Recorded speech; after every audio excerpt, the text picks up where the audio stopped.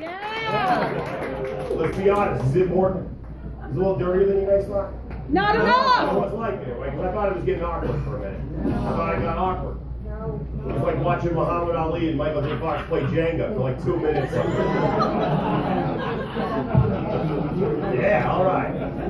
Coming next to stage, you guys. If anybody was at the last show, this guy blew the roof off. I mean, this was a Martin Luther King, Malcolm X, played by Denzel Washington type speech we got last night. It's absolutely fantastic. I am so excited to see this next gentleman coming up. So buckle up, you guys, and put your hands together for the ghost of Bob Crane, my dear friend, Paul Lucy, everybody.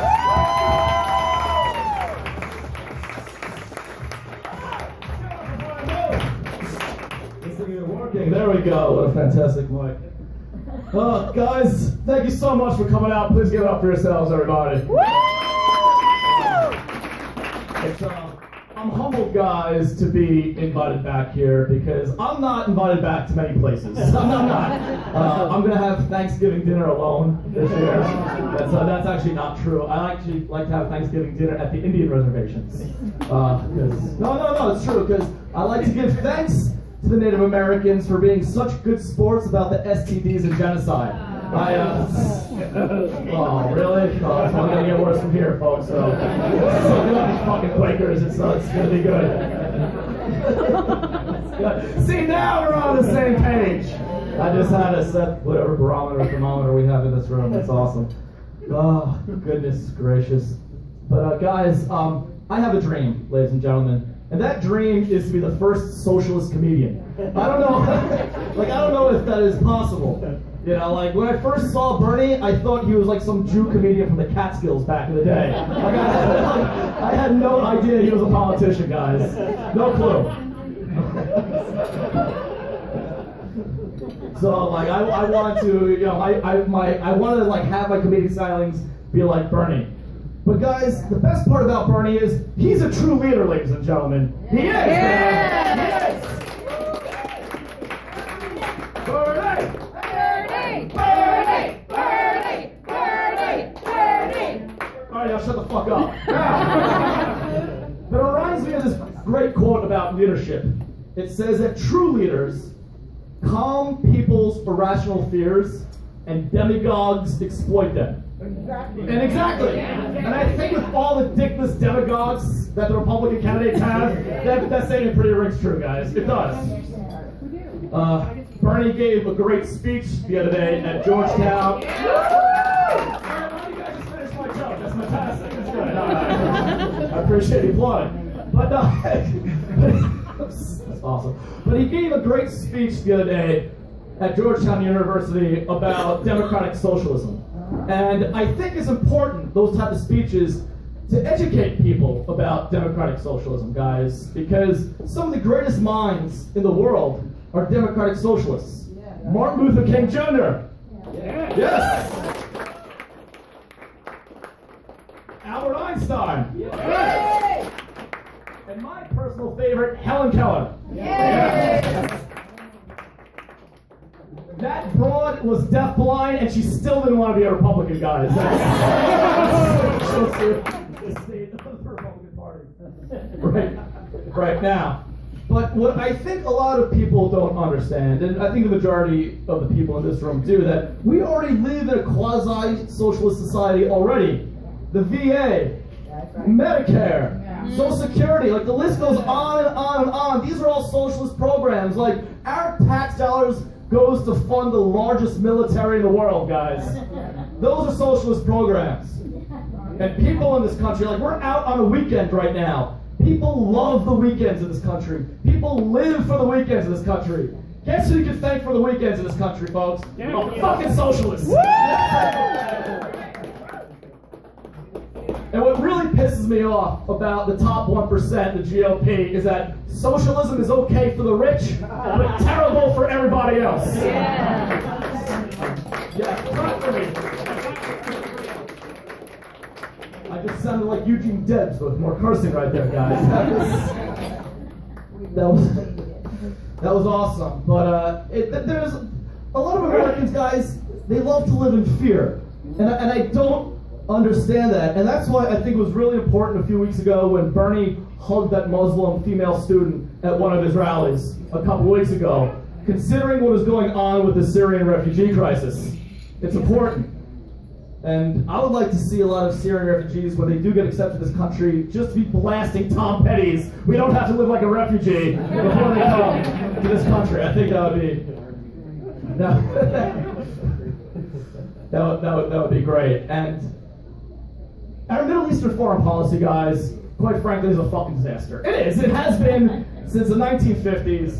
And Bernie realizes that, guys. He does. And Republicans, they have amnesia when it comes to our Middle Eastern foreign policy. They have amnesia when it comes to facts. They have amnesia when it comes to history. They do.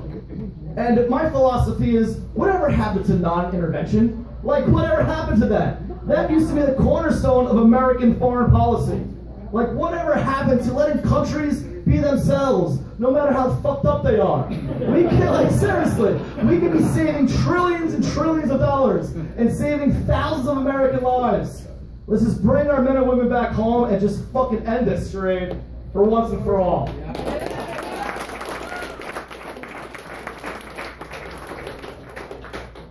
Living here in Arizona, guys, guns is a huge issue. It is. And I'm not pro-gun, I'm not anti-gun. Have a fucking cannon in your backyard. I don't give a shit. Just be responsible about it. That's all. You know? But people always ask me, Paul, how come you don't own a gun? Well, that's simple, guys. I have a penis. That's why. Now, don't get me wrong, look. I get it if you have a family and you want to protect them. I do. My father had guns. I shot guns in the woods as a kid. It was fucking awesome. It was. But you know what, if there's two things, guys. A, you can tell I don't have a family. But B, I am not afraid of anything or anyone on this fucking planet. I'm not. And people always say, well, Paul, what happens if someone breaks into your house? What the fuck are they going to steal from me, ladies? Like my flat screen TV that's not in high def? What about the one plush chair I have that's covered in cat hair and vomit? Or my most prized possession, my queen-size mattress that still has my ex-fiance's jam rag stains on the bed. You know what? Yes. Go right ahead, the door's wide open, take anything you fucking want, you're doing me a favor. You know? And I love talking to pro-gun nuts. I love talking to pro-gun nuts because these guys are crazy and I want to buy a gun after speaking to them, guys. I do. But Republicans, guys, have brought racism to another level. And I think the fear, the xenophobia, and just overall racism go hand in hand. And Bernie is right about that, guys. He is. And don't get me wrong, Democrats have plenty of blood on their hands. We do. It's just, the Republicans have taken it to another level. I mean, look at Ben Carson. Look at him. Like, that's the best black guy they can find? Give me a break. Like, Ben Carson is the dumbest brain surgeon on this fucking planet. The only fucking surgery he's ever performed is in the game Operation, guys. That's it. Like, Ben Carson is so dumb that he would have made Herman Cain look like Frederick Douglass in the last election.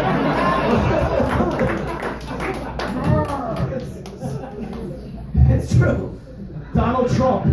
Guys, before he leaves The Apprentice, I want to see Donald Trump have a Mexican all-transgender seize The Apprentice. I think the fucking ratings will go through the roof.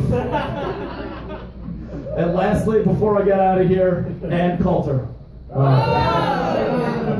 part of me just wants to do filthy, filthy things to her. Like, I'm convinced, guys, she doesn't orgasm. She doesn't. Like, the only difference between Ann Coulter and Jell-O is that Jell-O moves when you eat it, ladies and gentlemen. Thank you so much for coming out. Give it up for yourselves. Buy them all the generous fees.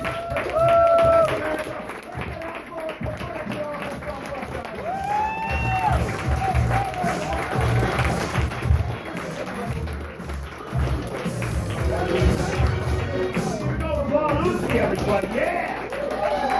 Woo! Now, most of you guys probably have your cell phones on, so I'm not gonna like bring the show to a halt, but I just got a weird update. I think everyone's still got. An American hero, this guy, he sucks. He was all known. The guy that wrote